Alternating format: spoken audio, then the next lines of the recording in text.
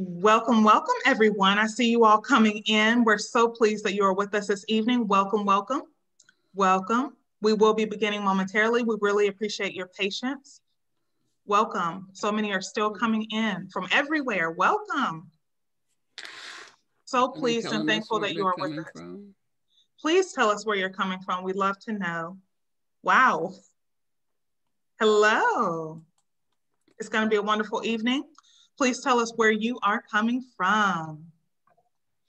I see Oregon, New York, Florida, Connecticut, Alaska. This time Alaska, okay. Atlanta, can't forget you. Oklahoma. Chapel Hill, California, Michigan. Welcome, wow. Los Angeles, Knoxville, Tennessee. Virginia. Awesome. Incredible. Hello, North Carolina, welcome, Jay. Massachusetts, Virginia, Tennessee. North Carolina. Minneapolis. Hello, welcome. Albuquerque, San Diego, Memphis. Wow. Gainesville, Georgia. Incredible. Macon, somebody from Macon, Ben. Indianapolis. Macon. Katie Powers, do you know Katie Powers? Athens, I Georgia. do. I very much would know Katie. Yeah. Indianapolis. Wow. From everywhere. We are so pleased you're with us. Hello. Patwin Land. What is Patwin Land? I don't know what that is. Right. Wow. We can look that up. We are at 100 people so far, and the numbers are increasing. Welcome. For those who are just coming in, thank you so much for being with us this evening. We're going to begin in just a moment. Please tell us where you're from. Arizona. Pacific Northwest. Oh, welcome. Many familiar faces and some new. Welcome to all. Virginia. I saw Janet Tidwell. I see the Archdeacon in the house. All right. An Archdeacon in the house. Yay, Janet. Who is it? Janet Tidwell. The venerable Janet Hey, Tidwell. Wesley. Sarah Hill, yes. Oh. Welcome. Thank you all so much for being here. Somebody from Conyers saying hello to you, Scott. I know. Hello. Welcome, New Jersey. Conyers, Georgia. Welcome.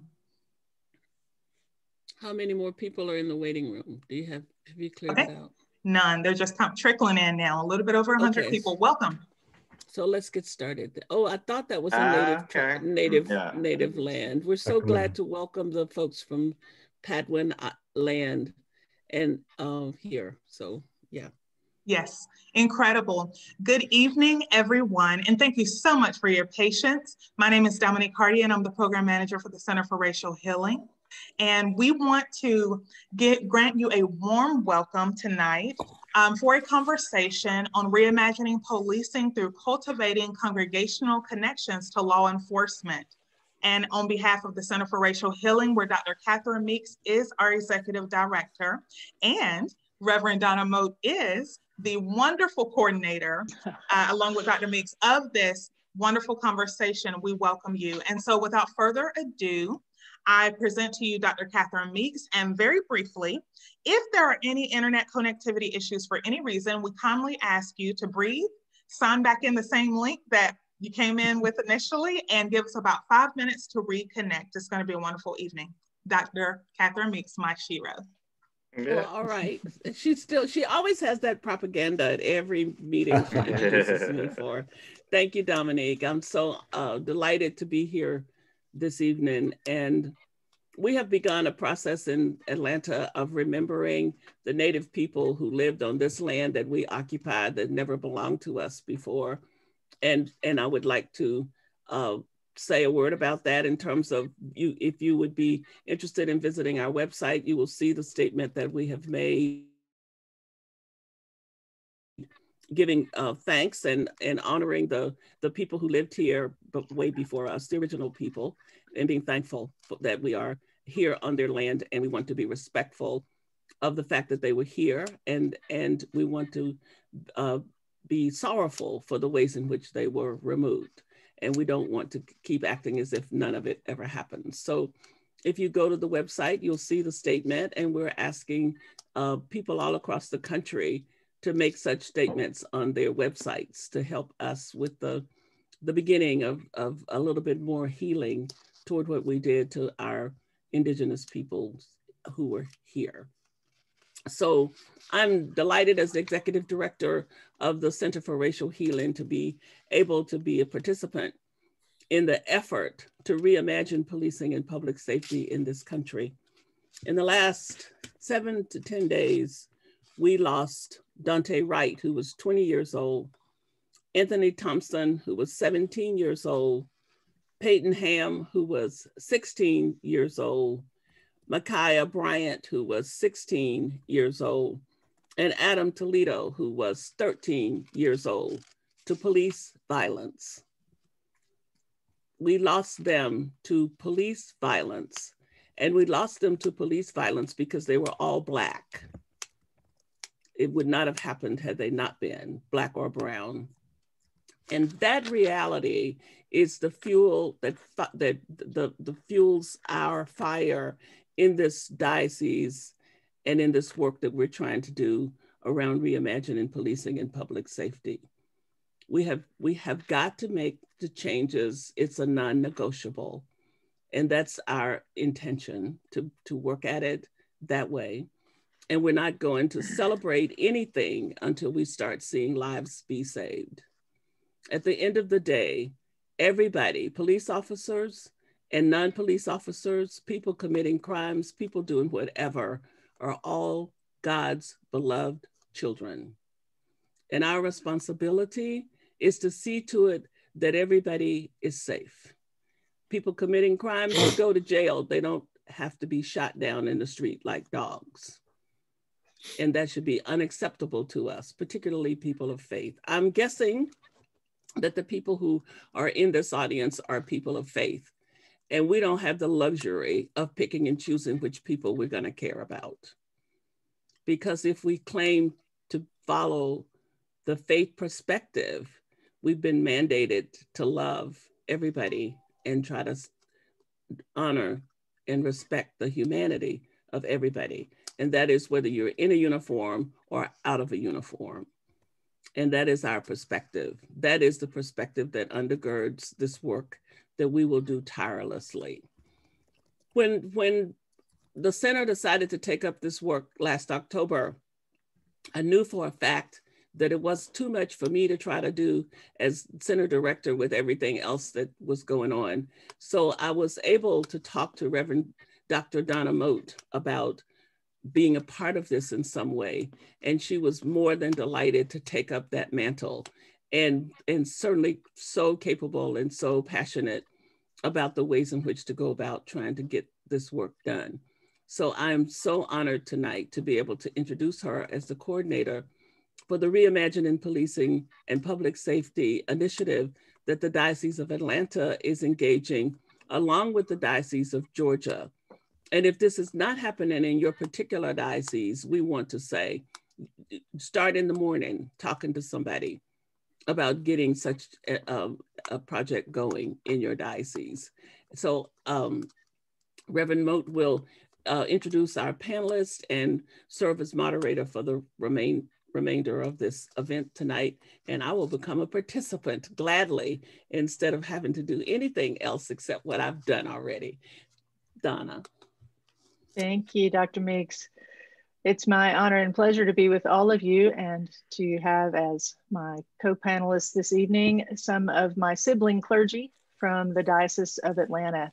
Dr. Meeks is admonishing everybody to get started in the morning if you haven't started already, and we hope that these experiences that these folks will share about how they and their congregations have been making connections with law enforcement may give you some practical ideas and strategies, some concrete experiences of others. This is what we can do.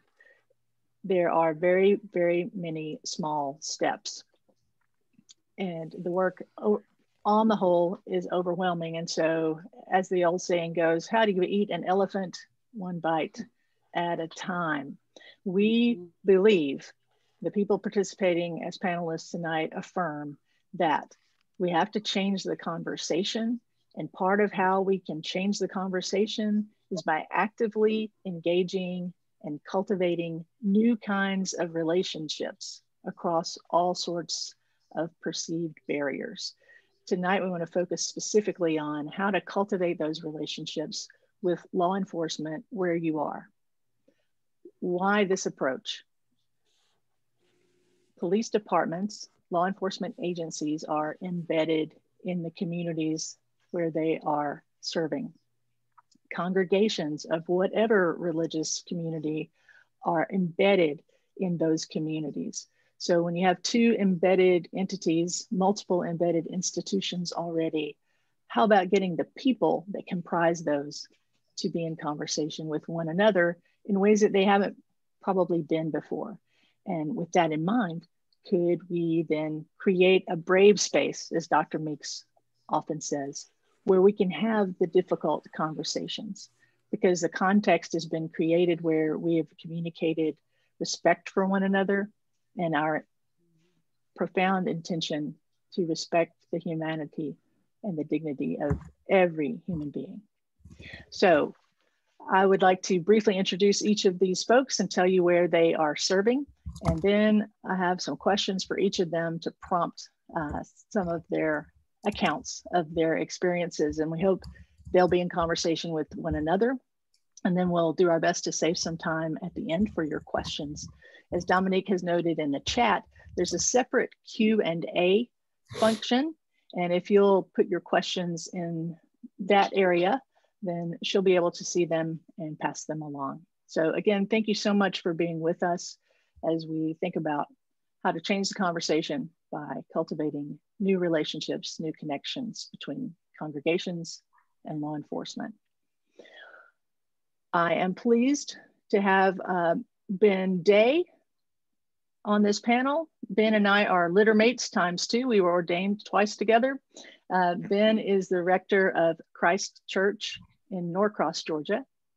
Kennesaw. Ben Wells, sorry, that's CC in Norcross. I knew I was going to do that. Christ Church, okay. Kennesaw. Ben Wells is the rector of St. Francis Church in Macon, Georgia. Scott Kidd is the rector of Church of the Resurrection, as he says, in beautiful downtown Sawtee, Nakuchi, Georgia. Edwin Beckham is rector of Church of the Good Shepherd in Covington, Georgia. Liz Hendrick is the recently retired rector of St. Matthew's Church in Snellville, Georgia. So these are all priests of the Diocese of Atlanta who are engaged in this work in various ways already.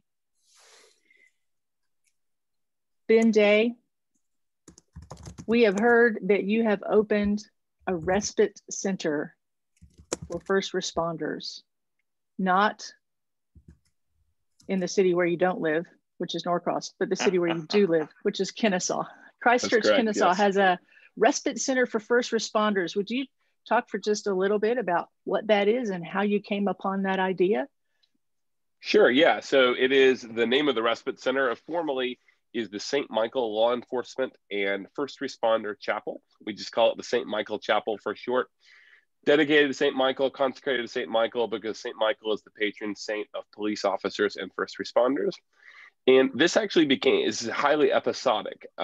When I had been the rector here for about a year, the city of Kennesaw had its first officer-involved shooting in its incorporated history. And through the connection of a parishioner who, ironically and somewhat fortuitously, sold a car to one of the commanders of the police department as a car salesman in a previous life, got a connection, had a lunch with one of the commanders of the police department the day after the shooting as everything was being investigated. The GBI was taking charge of its independent investigation, and said, how can we be helpful? How can we be helpful to the community? How can we be helpful to the officers involved who undoubtedly are traumatized, being the first in the city's history? How can we be helpful to the chief on down to the guy who runs the jail and everywhere in between. What can a local congregation do? Do you need food? Do you need counselors? And he just looked me square in the face and said, I need a chaplain, sir. And I said, well, where do I sign up? I had no idea where that was going to end up. Where that has ended up is I have now spent hundreds of hours in police cars and jails, in standoffs, in the boredom of restaurants, sitting patrol and everywhere in between. And I had a lot of conversations with officers at all levels of the department, from all backgrounds, all who shared a common story, which is that they felt called to this work. But I kept noticing there was a gender disparity. That's actually how this was born. There was a gender disparity between the resources available in the community to male and female officers, which is that male officers, they can find an open field or a gas station bathroom or whatever, and they can, have a little respite and relief. Female officers have a little more involved in using the restroom. And so it really began as, I have a church building that sits fallow a lot of the time. I'll leave the light on for you, using that old expression. And there's a safe, clean bathroom available to you on your beat 24 hours a day, 7 days a week. When I talked to the vestry and said, hey, I'm going to leave your building unlocked, they, instead of saying, how dare you, said, oh, we can do better than that. Why don't we have a little snack bar? And this just became an organic piece, and the snack bar became a living room environment, became a meeting space, became a refrigerator and a microwave and a coffee maker, and just grew and grew and grew to a dedicated space. And that space is used 24 hours a day, 7 days a week. In fact, it is just on the other side of the wall behind my computer. And there are currently 6 officers sitting there eating their dinner as I talk about this thing. And so this became a ministry that engaged people from across my community, actually. When we dedicated the chapel, there were more than 100 people, many of whom were not members of my congregation, who came and brought Gatorades or energy drinks or, Keurig pods or whatever. And they came and wanted to support that in the community. So as of today, there have been at least one representative recorded. We don't always know who's been and how, except through the trash can of when they leave. But there have been recorded 14 different agencies at local, state, and federal levels, so law enforcement agencies that have been involved in this, as well as a handful of fire departments and emergency medical teams who have come through this chapel and benefited from its presence here in the city of Kennesaw. Awesome. So the precipitating event, that first officer-involved shooting, what's the time span between that event and tonight? How long has that been? So that was in October of 2018. That officer-involved shooting was in October of 2018. We dedicated the chapel on the Feast of St. Michael in 2019, though it had been informally open for almost a year prior to that. And we have been serving that chapel for a little over 2 years. And I think I heard you correctly that it began with a connection from a previous life, right? Somebody reaching out and making a connection. So yeah, parishioner. Hold on to that thought. Yeah. Yeah, a parishioner who had sold a car to one of the senior officers in the department said, "Hey, I can connect you to," and I said, "Well, ask him if he wants to meet me for barbecue lunch." And we met at a barbecue restaurant on his lunch break, and that conversation snowballed. And that's been the story of this, is bringing people together around food and around engagement and respite, Sabbath, really, if we want to put it in Christian terms or Judeo-Christian terms, to make these connections. Great.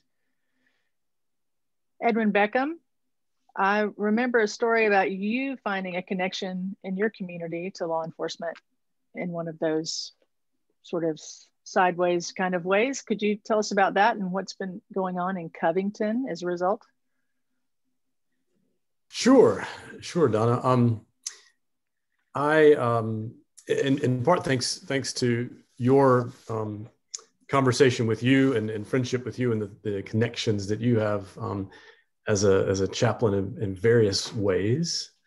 Last fall, I learned about something called the Faith in Blue Weekend that was organized by a national group trying to bring together the faith communities of all stripes and law enforcement, and bring them into relationship for the betterment of communities. And I actually, at the same time I was hearing about these from you, I was getting a letter from the sheriff, from the local sheriff, which must have gone out to all the several hundred, at least the several hundred churches in our community, and hopefully to other faith groups as well. And I believe it was you that suggested one way we might connect with this event, not able to do much of anything in person in big groups because of the pandemic and the restrictions that sort of really put a damper on that whole event nationwide, I think, was to reach out more directly in a small way to our local law enforcement and connect them to our tradition in the Episcopal Church of blessing animals on St. Francis Day, or around about St. Francis Feast Day, which I believe is October the 4th. Is that right, clergy people? Yeah. Mm-hmm. Yes, October 4th. Mm-hmm. Ben has already talked about the importance of relationships and these kind of things. It was helpful to me that I already had a relationship with the sheriff of Newton County from both meeting him out on the street and at demonstrations on the square, and then eventually serving on a local board with him on the Salvation Army Service Center board. And so when I got the sheriff's letter, it didn't go immediately into the trash. It was one of those things that made me stop and pause and think, okay, let's have a look at this. And so we decided to see if the sheriff's office would like us to bless their animals on St. Francis Feast Day, as we so often like to do in the Episcopal Church. If we can get our hands to bless anything or anyone, we'll do it. And I reached out to the sheriff's office, probably just by going to the website and looking for a good email address, and found myself with the public information officer. And she was right. She got right back to me and said, that sounds really neat. We set up a time, I think it was probably on a Saturday morning, close to October the 4th. My wife and I grabbed our St. Francis medals that can go on the collars of cats and dogs and other pets, and headed over to the sheriff's office and met with the canine unit, and got introduced to two beautiful animals and their handlers, heard about their history. One of the dogs had come through not first the military and then the TSA, and then on to our sheriff's office here. And we spent some time with them, offering a blessing on those animals, and really just in conversation with those police officers and the sheriff, building relationships. And we took we took a few photos. The public information officer took a lot of photos. And I've checked a couple of times to see if those ended up somewhere on the sheriff's website or such, but I haven't seen enough yet. Perhaps in the future, we need to call the local paper as well, invite them to come out and maybe cover us, building relationship in real time between faithful people and their local officers. Yeah. Yeah. That Faith in Blue weekend, the inaugural one was October of 2020, long planned, and then so many events either didn't happen at all or had to happen virtually. So yeah, we tried to collaborate with the sponsors of that. So I placed in the chat faithandblue.org. You can read more about that weekend, which is to be an annual event. And it's sponsored by an organization called movementforward.org. We Episcopalians know about forward movement. This is movement forward. So I always have to stop and make sure I'm saying that correctly. And here in the Diocese of Atlanta, through the organization Movement Forward, which was Atlanta founded in 2015, we have at least one Episcopal congregation that's been part of that work, and that is St. Matthew's Snellville, where Liz Hendrick has recently retired as rector. Liz, would you tell us about how you got connected with Forward Movement as an organization and what connections happened with St. Matt's and are still happening there? Sure, and it's Movement Forward. Movement forward. Right, yeah. No, and it's hard to keep it movement. straight. It's Movement hard to forward. keep it straight. I have to look it up on the website or I'm going to get it wrong. It turned out that there was a communication sent out to a number, I think pretty much in the middle Georgia area, all of the police departments, the chiefs of police, as well as congregations by the Reverend Markle Hutchins on this new initiative that he had called One Congregation, One Precinct, otherwise known as One Cop. And it started with a press briefing at the Jimmy Carter Center in Atlanta. And then if you wanted to be part of that, they asked you to sign up. So there were sign up sheets and you put your demographic information and your website information, and then they would get back to you. And what St. Matthew's was a trial site for this. They were going to pick about 6 or 7 sites, and they wanted to stay around the metro Atlanta area for this. And then eventually it was Reverend Hutchins' plan to take this nationwide. And the idea behind it was to facilitate increased communication and collaboration between congregations and police departments for understanding and for sharing of information. And so St. Matthew's ended up being selected as one of those 7 sites, and they partnered us with Snellville Police Department, which is a city police department located here. And so we started actually with a kind of one-day Citizens Patrol Academy. For those of you who may have done this, many police departments offer what they call a Citizens Patrol Academy, which can be anywhere from 10 to 12 sessions long.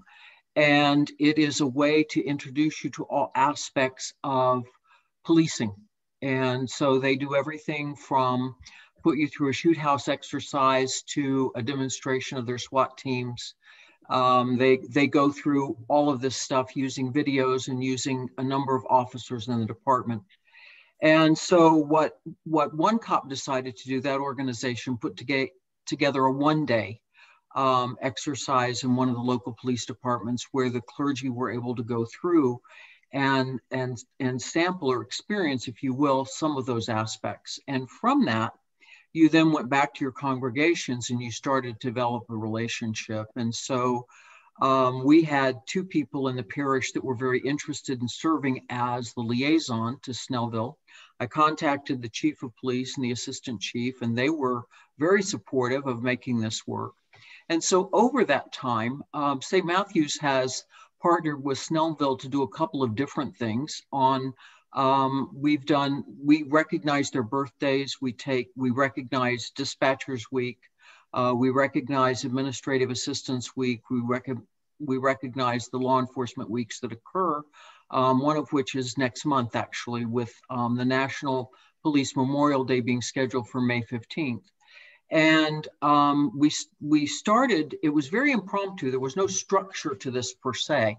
It was a way of just kind of sharing information and feeling our way along. We attempted to do a Citizens Patrol Academy just for St. Matthew's that didn't go so well. But when we contacted volunteers at St. Matthew's to feed the law enforcement officers, there was no end of food and help.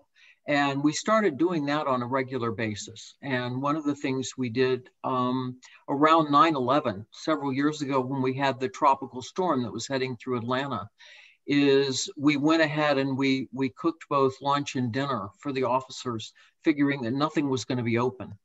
And that way they could come into the PD and they could have something hot to eat. We fixed like chili and soup and things like that were easy to eat. And they in turn, they've come over to St. Matthew's and they introduced themselves. We had them invited as we kicked off One Cop, and the chief of police spoke with the congregation about their hopes to create and foster better communication.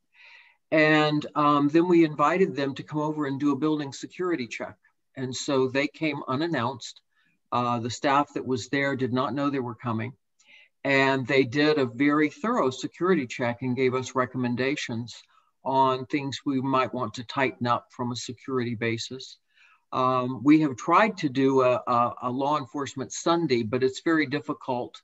When law enforcement is on, they're really on. And when they're off, they have their own churches of worship they go to on Sunday, so that didn't fly. But one of the things we did, we had one summer, because this has been going on now since about 2017. I think the One Cop organization launched this in 2017. We had one summer where we had a number of our youth get their driving licenses for the first time. And so we spoke with Snellville and we asked them if they would do a presentation on what to do when you're pulled over, especially for drivers that might be driving without their parents next to them for the first time. And we felt that it was an education that not only the youth might benefit from, but their parents might benefit from as well. But we separated them. So the parents went with some officers and had a conversation, and other officers talked to the youth, and then they role played it. So some of the youth became officers and some of the officers became drivers as they went through the scenario of what it's like to be pulled over and what you're supposed to, what is highly recommended that you do, irrespective of your age. I learned a lot, and my idea about what I would do if I was pulled over changed completely by that education. So that was extremely valuable for us.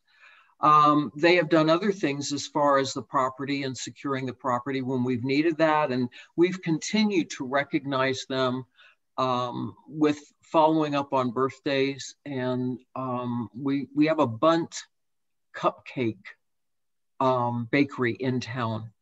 And so the birthday person gets a Bunt cake and a gift card for one of the restaurants. And this is all donated by St. Matthew's parishioners. They cover all of this. And I think one of the deepest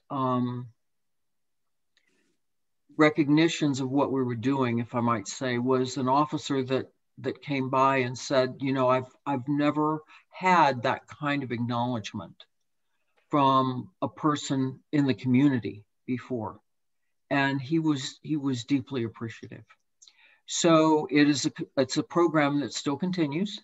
It's continuing under the lay liaisons that were there in the first place that have been doing it all along. I had very little to do with it. It was led by the congregation. And so because of that, it will continue. Right. And on National Faith and Blue weekend, that first one in October of 2020, you all had a child safety seat check. Is that right? For the whole community. Yeah. We did. And that was really helpful. We actually had both Gwinnett and Snellville on campus. And so the safety chief, and I hope they do that again. I think it's very worthwhile. Right. So, so Ben, Day, and Liz have both mentioned food. And so as often happens in things religious and community oriented, food has a key role to play. Scott Kidd, would you tell us a story about feeding police officers, and especially would you tell us how it came about? Yeah, we live in a small community. Salty Nakuchi is a very small rural North Georgia community. We have a law enforcement officer total of about 100 officers in our county, made up of Cleveland City Police, White County Sheriff, and Helen City Police. And I have a couple of policemen in my congregation and retired policemen and first responders and firemen. And whenever St. Michael's Day comes around, I have the retired guys always remind me and make sure that we acknowledge the law enforcement personnel with special prayers on St. Michael's Day.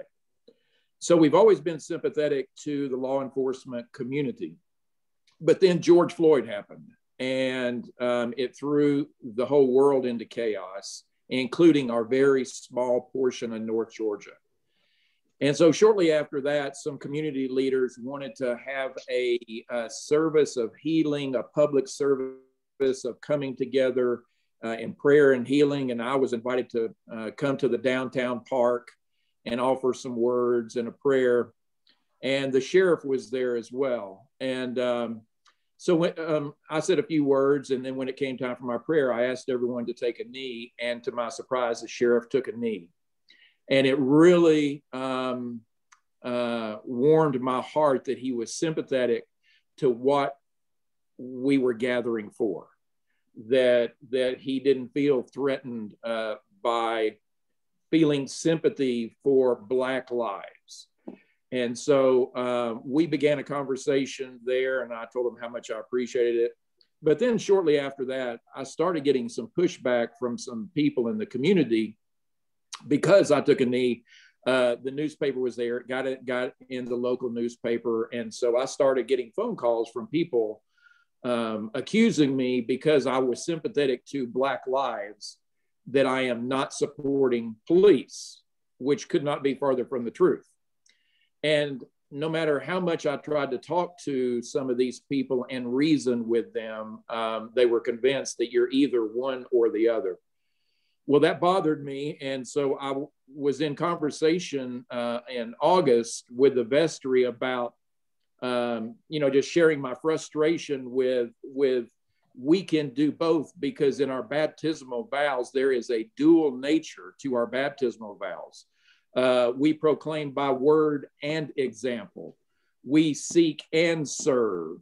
We strive for justice and peace. And so there is a dual nature to our baptismal vows. How do we live into that and express that in a way that the community can see, but also the people at Resurrection? So we all came up with the idea, well, St. Michael's Day is coming up September 29th. Why don't we, instead of doing our usual prayers, why don't we honor the law enforcement of White County? And so we did, and we started with a small group, and it grew and grew and grew. And we invited all of the police officers of White County, all 100 of them, to come to our parish on St. Michael's Day, those that could. So what we did is we provided a box lunch to all the officers that came by. We created a liturgy of blessing for them. The people in our parish created a goodie bag for them. And in the goodie bag, what we did is we partnered with our preschool. And so our preschool kids made each officer in the police department a handmade thank you card. And so the preschool had thank you cards in it. There was a blue line bracelet in it. There was a St. Michael coin and lapel pin. There was a bag of candy with a note. There was a resurrection pin. We gave them that. Then we took the box lunches to all of the people at the jail who were working at the jail and those who were on duty. But the law enforcement community that day really seemed moved by our outward expression of our appreciation for what they can do. And so our task, and I think that we accomplished it, was to show that, yes, we can love Black lives and also love law enforcement at the same time. There is no exclusive nature of each, right?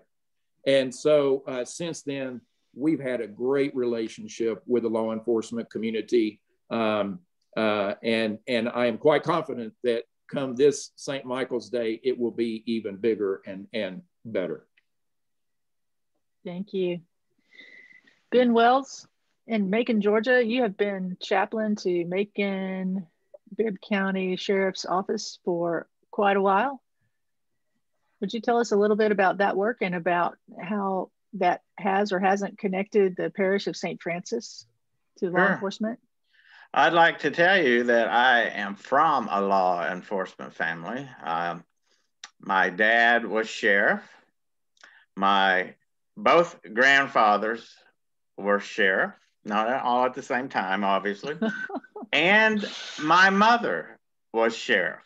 Wow. She was not elected. She was appointed after my dad had some health issues. So, and I had a great uncle that was sheriff. So I have all that behind me. And it really is about relationship. So I became involved with the Bibb County chaplaincy, the Macon Bibb County Sheriff's Office chaplaincy, when I was invited by a parishioner to go to lunch and meet the sheriff. So I hadn't met the sheriff. I thought, well, that'd be good. It's be good to know the sheriff, or at least who he is. So we met over food and had lunch, and I told him the same thing about my history in law enforcement, or with others in law enforcement. And the one thing I did tell him is I remember my mother, when I was a little kid, setting up this was way before cell phones and all of that, setting up by the phone, because my dad had to go out to where people were shooting and killing each other, and with her head in her hand, just waiting. So I don't know if he took that in or not, but a few weeks later, I got a call and asked if I would consider being a chaplain for the Macon-Bibb County Sheriff's Office, which is the law enforcement agency for the whole county. It's a county and city merged, and the city police department rolled into the sheriff's office. So that was a beginning of what I consider a great relationship for both of us. We've done the animal blessings for their canine unit. We do, until the pandemic hit, we did we would take backpacks and put stuff appropriate for kids, gender neutral toys and stuff, and give to many of the officers around Christmas, because they knew their neighborhoods and they knew who might need something to maybe raise their spirits that day or whatever. And so, and the last thing that we've done together, again, it's about food, but in a different twist. St. Francis did 3 big food box distributions, working with Society of St. Andrew, and 1,300 boxes of food each Friday. And the sheriff's department, I'm sorry, sheriff's office, it's office, not department, sheriff's office, provided traffic control and provided hands-on in getting the boxes off the truck and getting them into people's cars. And being on Friday, a lot of my parishioners are working. They had a hard time getting there, but the sheriff's department really got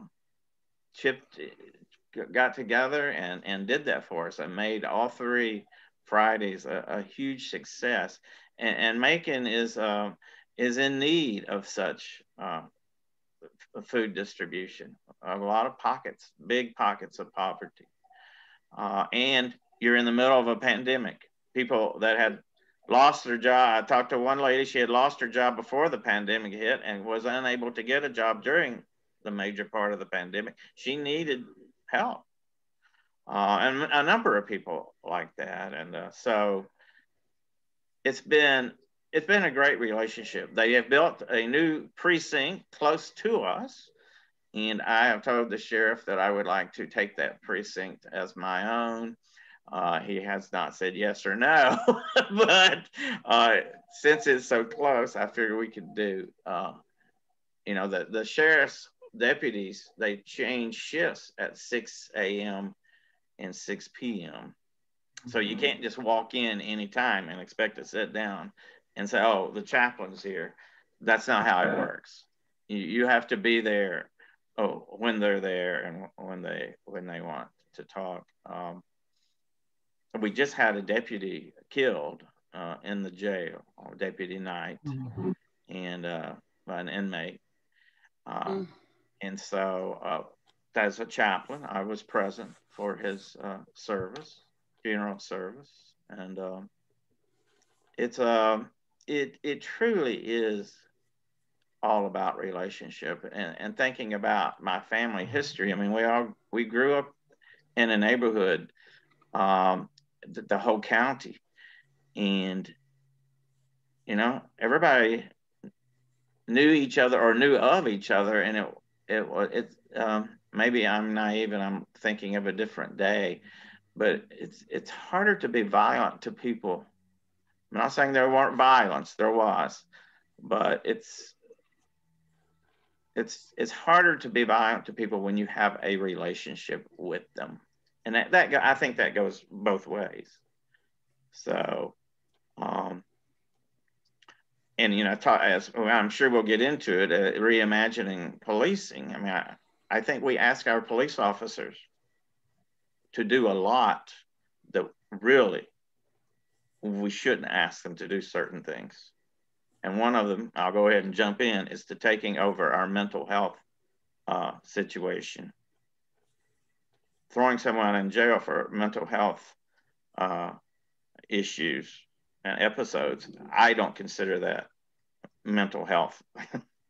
So anyway, I'll leave you with that. Right. So we have some questions coming in, and it's not quite 7:30, but maybe we could take some of those, because this is where people would like to hear you all weigh in. So Reverend Donna, excuse me, yes. Can I just make a comment before we go to the questions? Okay. That as the director of the Center for Racial Healing, I want everybody on this call to be crystal clear about the fact that we understand that racism is a serious problem with law enforcement in this country. And we're not going to sugarcoat it, soft pedal it, or not claim it. But we don't believe that we can deal with the racism in departments if we don't have some kind of connection to the people that we're trying to deal with it with. You cannot walk into somebody's house and start telling them what's wrong with their house, and that's the first time you've ever seen them. So I don't want anybody to leave this call with the misunderstanding that we think all we've got to do is go out and give police officers sandwiches and everything's going to be fine. We know better. And we know that Black and brown communities have not had the kinds of relationships that we're talking about here, that have not had the wonderful knowing that the police officer is your friend and all of that. We have not had that experience, and that was not even why policing was started in our communities anyway. So just to be clear, that we in the church are going to keep on telling the truth. We're going to say, we've got the need to build relationships because these folks are God's children, and we've got a history that's indefensible and has got to be dealt with. And we're going to do both. But we're going to work hard at doing both. And I just want to be really crystal clear about that, so that nobody will leave here thinking, oh, well, all we need to do is provide these, you know, I love what these folks are doing. That's why we are having this conversation, to have examples of what can be done. But this notion is that this is one tiny piece of how you get on down the road to do all of the work. And we've got to deal with racism, and we've got to deal with rogue policemen, and we've got to deal with policemen doing things that they get away with. Those are realities, and we're never going to shy away from that piece of the truth. So I just want to make sure that that is clear in everybody's mind, because otherwise we just do what we always do. We pick a little piece of a big problem and we put a little Band-Aid on it, and then we feel really good about what we've done. We don't do that at the Center for Racial Healing. We do surgery. Thank you. Dr. Meek cuts to the chase. Boom. We just need to be clear, you know? Absolutely. Absolutely. Clarity that was is a kindness. great scalpel. Yes. Yes. Yeah. Yes. So among the questions, Josephine is asking if each of you could give a little bit of an idea of the racial demographics in your communities. Has that made it easier or harder to do what you have done? And the demographics of the police forces that you're engaging with. I am from White County. Aptly named, yes. Aptly named. Right. Ben Day, what's the? So my county is my county is far more diverse than my city. However, my city is far more diverse than it gets credit for. My city is like most of America, overwhelmingly white. However, there is a strong presence of imported labor, actually, from Afro-Caribbean nations and cultures. And there is a strong section of my city which is overwhelmingly Black and brown. And my department, by the way, yes, excuse me. So you said the department. My department is well represented across multiple ethnicities and racial backgrounds, both at all levels, actually. And so there is representation, adequate representation across the levels of the command staff and through the officers that reflects well on the city. So from Black and brown communities to Pacific Islander, and these are all commanders in my department. There's a fairly diverse language in my community, language needs in my community, and so one of the ways in which the police department has been incredibly effective is by recruiting out of these specific communities in order to be able to serve them with the linguistic barriers. And that has created a wonderful and rich diversity within my department. Thank you. Edwin? Here in Covington in Newton County, we have interesting sort of contrast. I believe the county is close to maybe 40% African-American, African-American sheriff, largely African-American sheriff's deputies and staff. And so I think in our little animal blessing event, the only white folks were the priest and his wife and the public information officer. And it was good to have that kind of interaction. In the city of Covington, even though the city has an even higher, I think around 50% African-American population, the police force is a little less diverse. Most of the upper staff are white folks, and a little less diverse overall. But at the same time, I think has a very good. Both forces seem to have good reputations in their respective communities. And that brings me to mind one thing I'll mention that's going on here that I think is good, and I want to learn more about. You get the term right. Just in the last 2 weeks, the city of Covington has created a citizen review board for the Covington Police Department, a citizen review board. And to do that, they worked directly with 3 African-American pastors in town to make connections to those communities and those neighborhoods. And I was glad to see that. Thank you. Liz, could you speak to the demographics of Gwinnett and Snellville and St. Matt's as well? Sure. Well, Gwinnett County is about 55% white. The remainder is about 25% Black, 20% Latino, and then Asian takes a very small percentage. I work with both the Gwinnett County Police Department, which covers all of Gwinnett, which is about 800 officers, as well as Snellville, who has about 36 officers, I think. And there is also quite a few, I would say that the Gwinnett Department is well represented across both gender as well as race from what I've seen. I cover one aspect of it. We have 18 chaplains on board, and we also have, I think, good representation with people of color in the chaplains corps with Gwinnett, which is really helpful for a lot of situations to which we're called. So I think,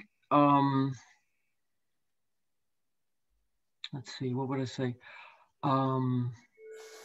What I find is the majority of our calls, at least with Gwinnett County, have been to Black homes. I mean, to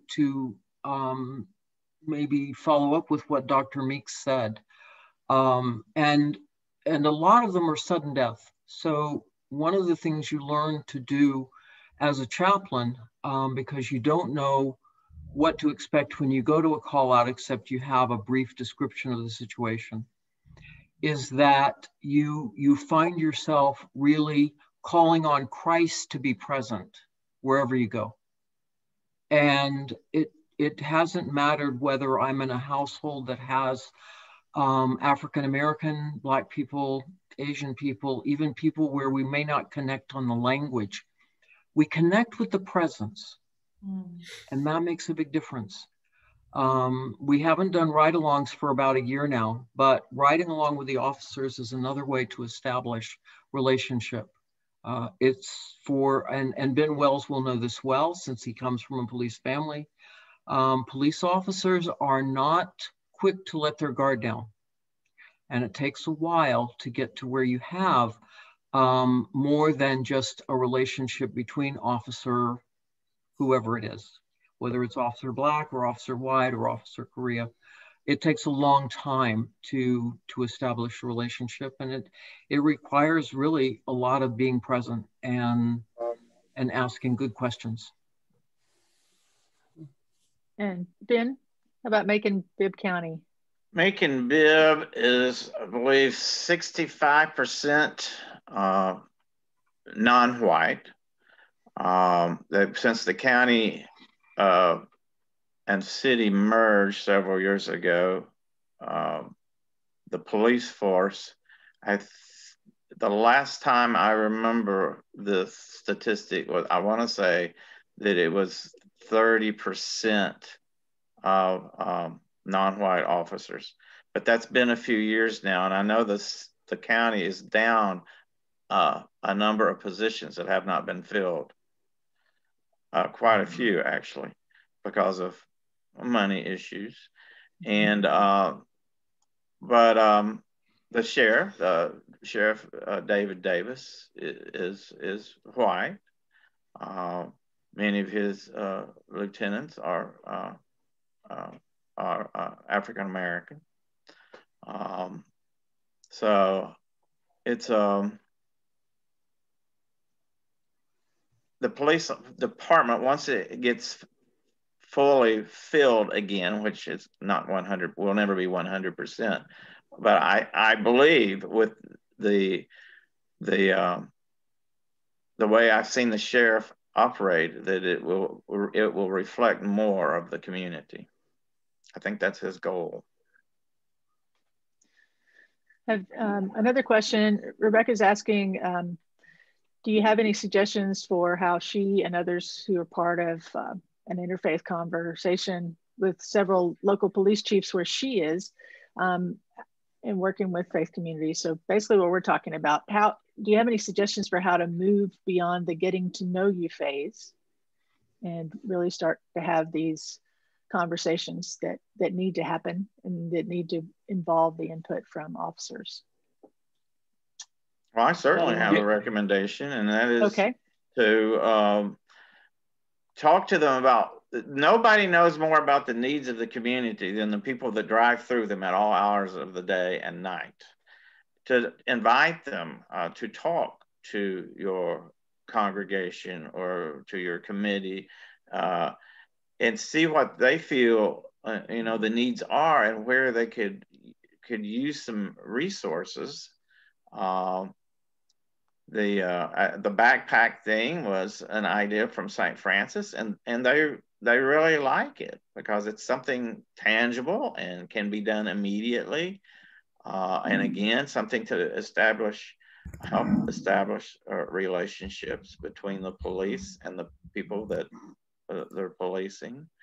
And I think when you, getting back to what Dr. Meeks said about, cutting to the chase, there are police officers that know that there's a problem. And so, and getting to Liz's statement, but they may be reticent to talk about it because of the culture and what a policeman is supposed to be, how they're supposed to be. So, it's complicated, but there are bad police officers, as well as there's bad everybody else. But not everybody else has the capability to break in, swarm your house or whatever, and possibly shoot you when you're not the person that they're after. There's a number of issues here. And right, it's more than providing sandwiches. I certainly hear that. But yeah, I don't think you can do anything without starting to get to know each other. Yeah, and then her question is, and how do you move beyond that? Ben Day, did you have an idea? Yeah, I want to pick up on that because I think that's critical to the work we're engaging in, which is that how do I get past the insular culture of law enforcement? Law enforcement culture is by necessity an insular, closed culture, because these people face things that you and I hope to never see again or to never encounter, and they face them day in and day out, and they have what's called accrued trauma or stress. And so it is an insular culture by necessity, by protection, and by default. Here's some strategies I've utilized in my work both as a police chaplain and as a local in the community. The first is that I'm a pretty guy who's ADHD and pretty athletic, and so I work out with officers. You in the building of this trust, in the building of the community, there's nothing that gets you in faster than standing with them and working out and the informality of that place and the striving together. But I also want to be really clear that working out, there's no silver bullet here. Another really great strategy is learning about them and their families and their values. I can talk about Tim and his son Caden. I can talk about my friend Gavin, who I've done a lot of ride-alongs with, who's a federal law enforcement officer and a fugitive recovery task force here in the greater Atlanta area with the Federal Law Enforcement Agency. I know his children's name. I can name his wife, who's a pediatrician in their community. Talk about their family, their values. What are the things they strive for? One of the best questions that I have that opens up a whole lot of conversation is, so why are you an officer? It's hard. It's a hard time to be a police officer. There's incredible and somewhat justified scrutiny on the profession, on the calling, on the vocation. That scrutiny is earned. I'm not going to dismiss that. But why are you still here? Many officers, many departments, Ben Wells just said it, are down officers. They have real recruitment issues. They have real problems. Why are you still here? What is it that gets you here? That gets you to a values conversation that can really be an incredible icebreaker to get you inside the community. The other thing I would reflect, it just candidly, is the more I listen and have directed questions and allow them to talk, the more I learn about the culture at large, the community at large, and their experiences. Because I have never, and I have talked to hundreds of officers at this point, I have never met an officer who did not feel at some level that, whether they expressed it through religious or moral language, believe that this was a calling, what we call vocational calling in the church. Otherwise, go make a lot more money and be a lot safer. And so there is a purposing to this work. Some of those purposings have questionable moral motives, and we should not sugarcoat that, right? We should not dismiss that there are bad officers in the force. I will say that they are a rarity. They are a rarity in my experience, because I have formed some relationships. And here's the thing that I think is the universal understanding of police officers, if there are any universal understandings. No one, and I do mean no one, despises a bad officer, a corrupt officer, as much as a good officer, because every bad officer puts the entire profession in jeopardy and at risk. And literally, this is life and death. This is life and death for the people who serve on the streets of our communities. So, Reverend one of the Donna, things that I do, excuse me, Dr. Meeks, go ahead. I was just going to suggest to that person asking the question that another strategy might be to create some conversations between police officers, members of the congregation, and members of the community at large, as a way to also move it deeper into what are the issues. Because it's one thing for police officers to tell you what they think about the community. It's another thing for the community to tell you what they think, because the community lives there. And even though police officers drive through the communities and know some stuff, they don't know everything. And so I think that what we have a big deficit in shared trust and communications between police and community members, and we have got to work on that. And one of the best ways to do that is with folks that you've already got some relationship with, getting them to talk to other people and help spread, grow those relationships into a wider constituency. That's all right. Sorry, go ahead, Scott. I was just going to say, one of the things that we did, it opened up a line of communication to where I was able to have a conversation with the sheriff and the sheriff's chief deputy. And we had some real hard conversations about race and policing. And even though we are in an isolated portion of Northeast Georgia in a very white county, we were still able to talk and have a conversation about racism in this country and racism in policing and what are some of the solutions. And they pushed back on me and I pushed back on them, but we remain in conversation. And to their credit, they were open to having a conversation around all of this because even though we're in an isolated portion, it still affects everything that we do with everybody that we meet. And I've lost many parishioners over the last several months because we want to talk about racism and do the book study of Ibram Kendi's, How to Be an Anti-Racist, and have those conversations and at the same time respect the dignity of law enforcement officers as well and how we can merge the two together. It's hard. It's hard work and it's exhausting in some ways. It is. Thank you. I think, Dominique, if I might, I think one of the, and it's been brought up several times here, but one of the things that I think we could all work on is open communication. So much of what we get now through the news media is simply supporting a conclusion that's already been decided.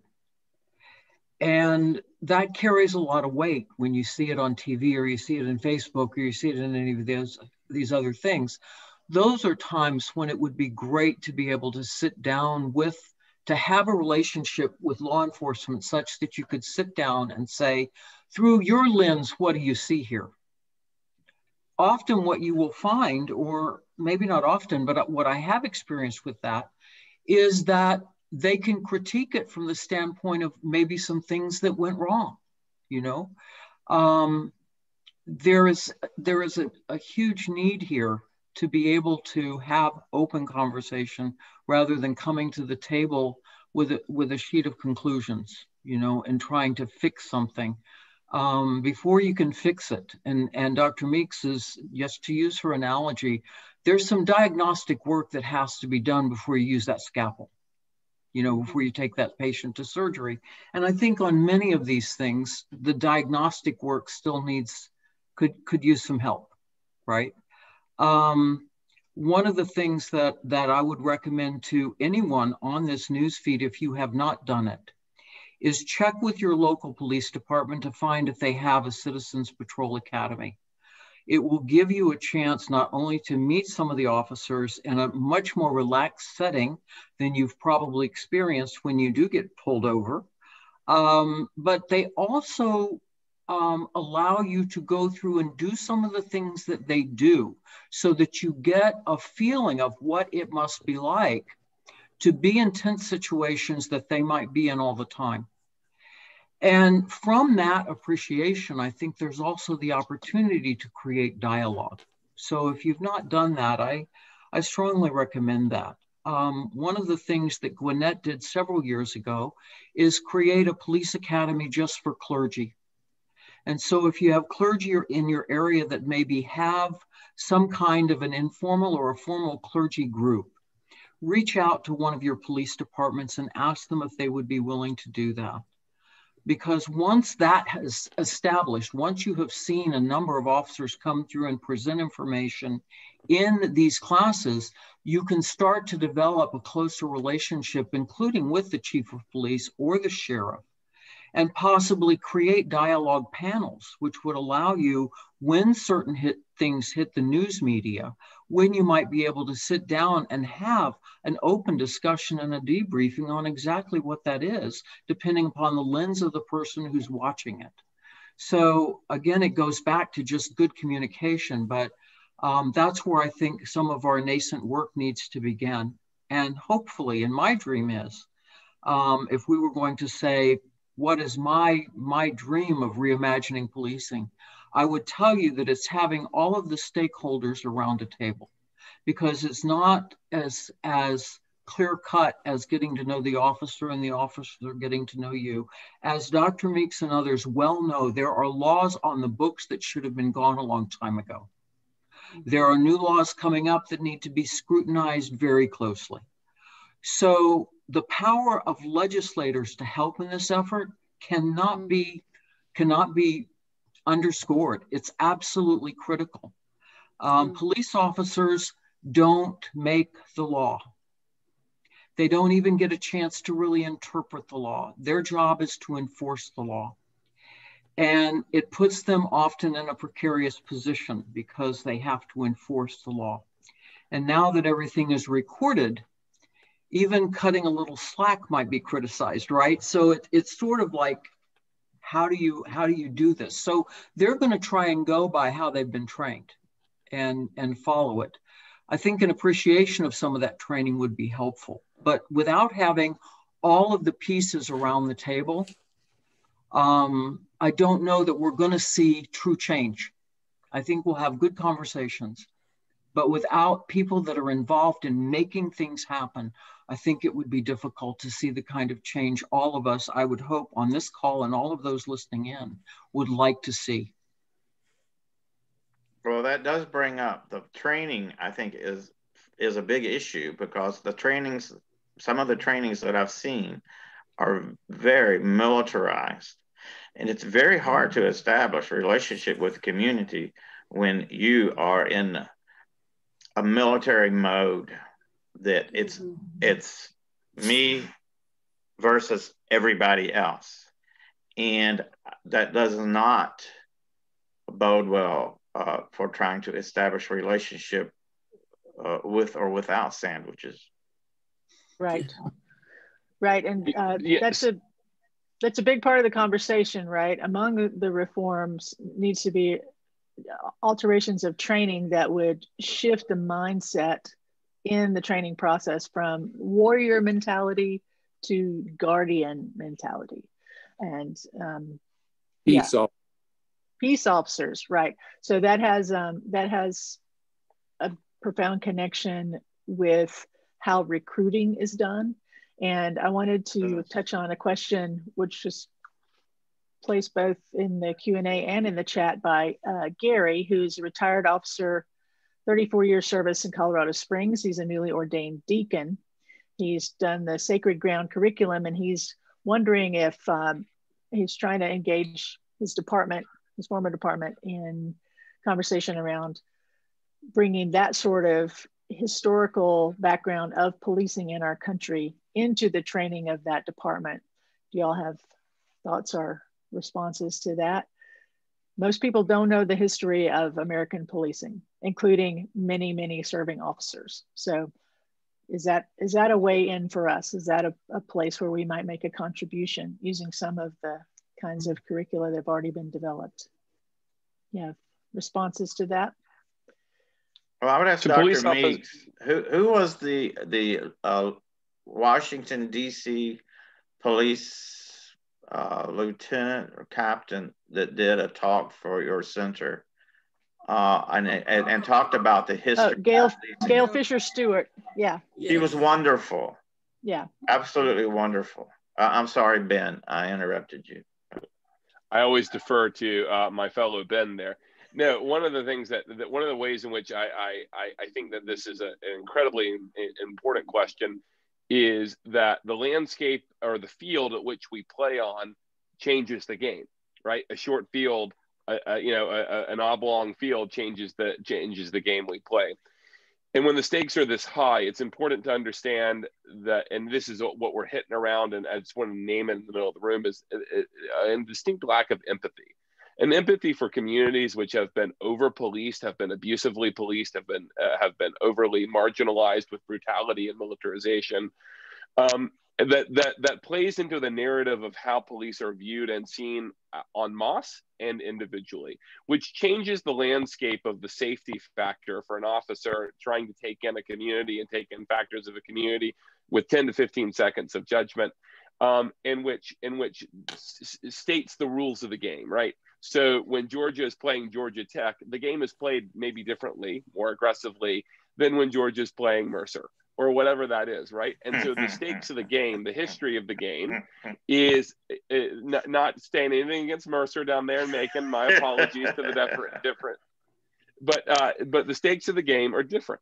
So it's important, I think, for officers to know the stakes of the game they're playing, particularly when they're assigned to precincts in impoverished communities and historically marginalized communities. I think it's important for those stakes to be played. I think it's also important in those communities to have intentional outreach around how are officers trained, right? And so one of the things that was mentioned by Liz earlier is, how should I react when an officer's blue lights go on behind me? I'll give you my personal experience. I have a badge that was issued to me by the Georgia Association of Law Enforcement Chaplains. I haven't gotten a ticket in 4 years. I've been pulled over many, many times in those 4 years. I still tense up. I still get scared. Talk to officers who are themselves officers who, when they see blue lights behind them, tense up. It's a natural reaction. Let's talk about, though, how we respond to authority in our community. The church has a really good way of talking about that.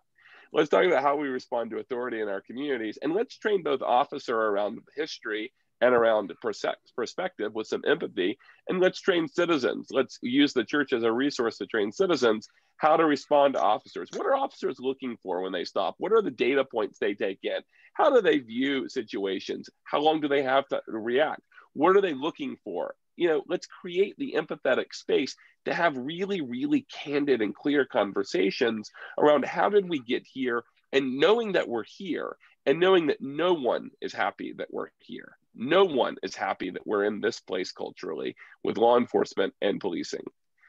How do we move from that place? How do we get off the X and the axis and move to a more productive and empathetic place of understanding between people who have sworn duties to protect innocent lives, their own and others, and people whose lives they've seen taken unjustly or with callous disregard in their communities again and again and again? How do we increase the capacity of understanding and empathy? Well, I'm going to go ahead. Go ahead, Scott. One of the things, Ben, that when I was talking to one of the police officers, I just asked, what is the biggest issue that you see as a police officer around policing in the country today? And he said the biggest issue is the lack of training. And he said the lack of pay and the lack of pension. He said pensions are going away. The pay is so small, the hours are so long that they just aren't attracting the best people that they can. And he said the training around firearms is, he says, all he has to do is go once a year to a firing range, fire at a target, and he's qualified for the next year without receiving any other situational training or anything like that we imagine that they're getting. But in reality, they aren't getting the quality of training and they aren't attracting the quality of people that we come to expect them to be. I also want to say that I think all of that is true and important, but I also think that racism plays a big part in how our policing is done. And I think a lot of our policies are geared toward keeping marginalized people, primarily people of color, in their place. Mm-hmm. And it's a lot of it is based on expectations. I know that a lot of them are underpaid. They have to, every night, you don't know if you're going to get whatever from a pulling somebody over and asking to see their license, but it's coming to also that you don't know when you're pulled over, if you're a person of color, you don't actually know how that's going to escalate. Well, we just saw the guy in Virginia. So, I mean, there's some big changes that are going to have to take place in our hearts before we can make our policing as pristine as we want it. Yeah. And I would really like to hope that faith communities can deal with, we have a serious issue in this country that is more serious than racism, and it is a deficit of courage. We don't have the courage to name things and then deal with them in the ways that they really need to be dealt with, that can actually bring about the kind of change that we need to have. All of you know this. All of you are leaders in congregations. The church needs to get over its cowardice and stand up and take some leadership in some new kinds of ways to help some of this narrative to change in our communities. Most of what we have said here tonight is not, in terms of the good stuff around policing, is only applicable to white communities. When you get into Black and brown and poor communities, people are scared to death and people are worried all the time and don't even want to call the police because the police might end up killing you if the other person didn't. And those are realities that aren't going to go anywhere. I'm the mother of 2 Black sons. My sons never leave home without me being just a wee bit nervous until I know they're back home. They are 35 and 40 years old. They are some of the most amazing men on this planet, but that won't save them because their Black skin can precipitate police injustice against them depending on what policemen they encountered. I don't want to live in that kind of country. I want to live in a country where I can trust that a police officer would be interested in the value of my child's life, no matter what color he is. And the church ought to be about the business of helping to create that culture. So what can we do? We can do a lot of things, and we talked about tonight, and build in some places where poor people and Black and brown people can get engaged with law enforcement in some new kinds of ways as a part of what we're going to have to do in our reimagining processes. And to really start thinking, really pushing hard for policing to become more about public safety, everybody's safety, than just this nonsense of you shoot people and ask questions later. I mean, there's too much of that happening. And anybody who doesn't understand that has got their head in the sand. And if anybody doesn't understand how that impacts the willingness for people to be empathetic and to try to have a good attitude toward police, need to wake up. Because it's difficult for you to have empathy towards somebody that you're scared to death of. And so so it's our job. It's our job. It's those of us that have a little bit of a better understanding. It's our job to be the bridge. I think that's what we have to be. We have to be the bridge. So how do we take these great ideas into communities where people are struggling and scared, and police officers are scared of the people and the people are scared of them? And you got 2 groups of scared people who don't know each other. That is such a formula for violence and death. And it's our job as Christians to be the bridge between that and to be saying, let us help you. Let us help you. And if I had all the answers, I'd write the answers down and start selling them.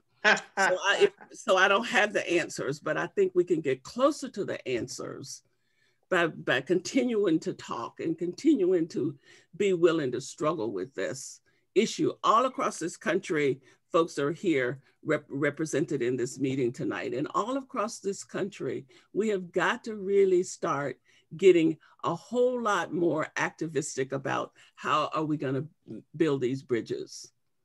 Because everybody's God's beloved child, and our responsibility is to try to help make it tenable to live here together. And that's what I want to be about. And that means telling the hard truth. It means to be clear. It means to really be ready to say, we got a lot of work to do, and you know, we got to bring folks together to get it done. And I hope we can be about that. Well, and to your point, Dr. Meeks, the last time we had the webinar, one of the things that you brought out that impressed me a great deal is that everyone gets home safe. That's right. That the work that we need to do, you know, I'm working at a precinct where 2 of the 5 officers in Gwinnett County come from that died in the line of duty, including Antoine Toney, it's only about 2.5 years. It's still fresh. Mm-hmm. It's still hard for the officers that are part of that department to recognize him being gone. It's hard. We commemorate it. I won't forget Tony, ever. And so as we come up on this National Memorial Day for Police, we will recognize Antoine Toney again for the life he laid down in protection of this county. So your statement in the first webinar we did, which was what can we do to make sure that all people get home safe, is what keeps me going. I'll be very honest with you, because that's my purpose as well. That's right. And police officers are God's beloved children. Somebody who just shot his neighbor is God's beloved child. And as a believer, I've got a responsibility to be compassionate toward them both and trying to figure out how they both can be safe. And we don't get to, I said this in the beginning and I'll say it again because I don't want anybody to forget it. We don't get to pick and choose. We already said we're on the journey, and God is not a respecter of persons. And if we believe that, then we might need to reimagine God. But I just want to be clear that the Center for Racial Healing is committed. If I don't get anything else done in the next year, we're committed to trying to make a difference that will actually save people's lives. And until we do that, we're going to keep our heads down and keep our mouths pretty closed until we can see, yeah, we can track this difference we made here.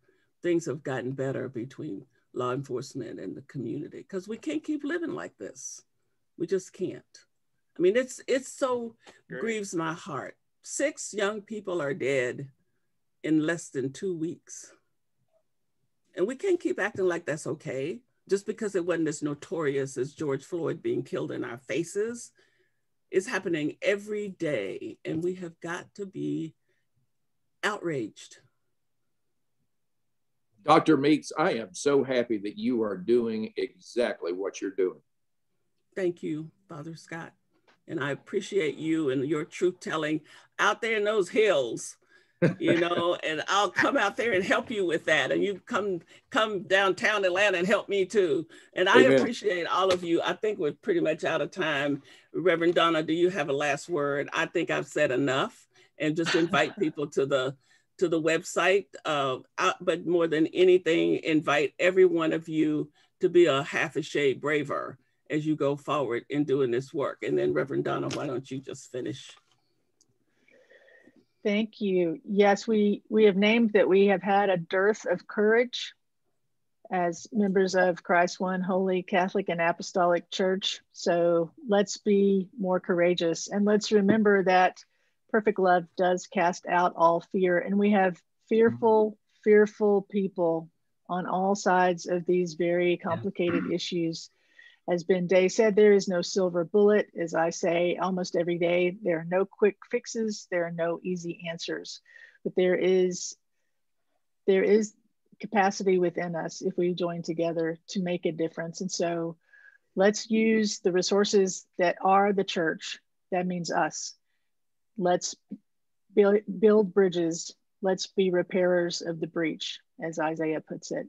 Let's find our part and find our partners, and let's be part of changing the conversation, changing the kinds of relationships, and dispelling fear in the name of the author of love, whom we seek to serve, to worship, and to follow. Somebody say amen. Amen. Amen. Thank you all so much for joining us. Amen. We hope you have more questions than you had at the beginning.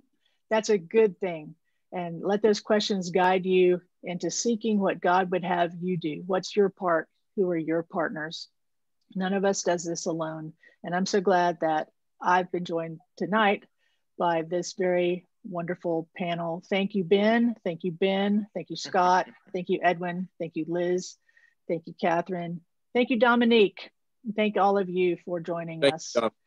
God bless you, and good night. Good night, Liz. I'll be in touch. Bye. Great to Liz, be I'll be in touch. I'll be in touch with you. Good night. Good night. Good night, everyone.